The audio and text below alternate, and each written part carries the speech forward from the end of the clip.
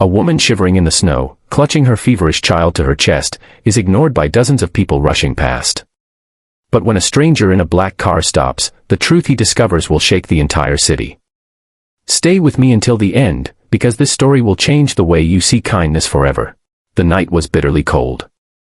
Snowflakes drifted like tiny knives against the skin, and the streets echoed with hurried footsteps of people trying to get home before the storm worsened.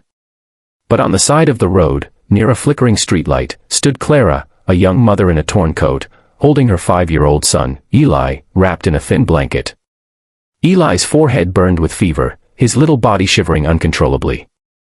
Clara pressed him closer, whispering lullabies through trembling lips, trying to hide her own fear.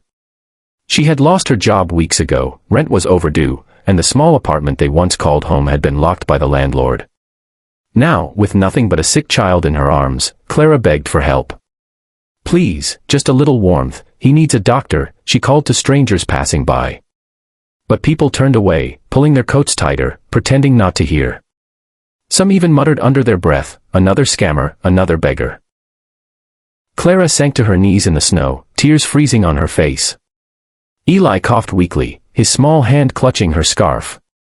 For the first time, Clara felt completely invisible, like the world had chosen not to see her.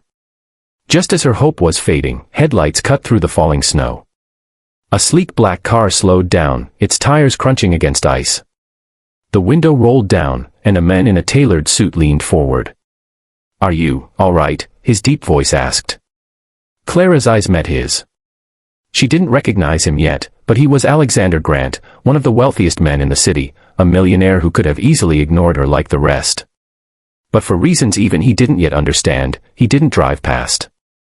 Something about the way Eli's hand clutched his mother's scarf made him stop. "Please," Clara whispered, her voice breaking. "He's burning up. I just need to get him to a hospital." For the first time that night, someone didn't walk away. Alexander hesitated for only a moment before stepping out of the warmth of his car into the freezing storm. Without a word, he removed his own coat and wrapped it around Eli, scooping the boy gently into his arms. "Come with me," he said firmly.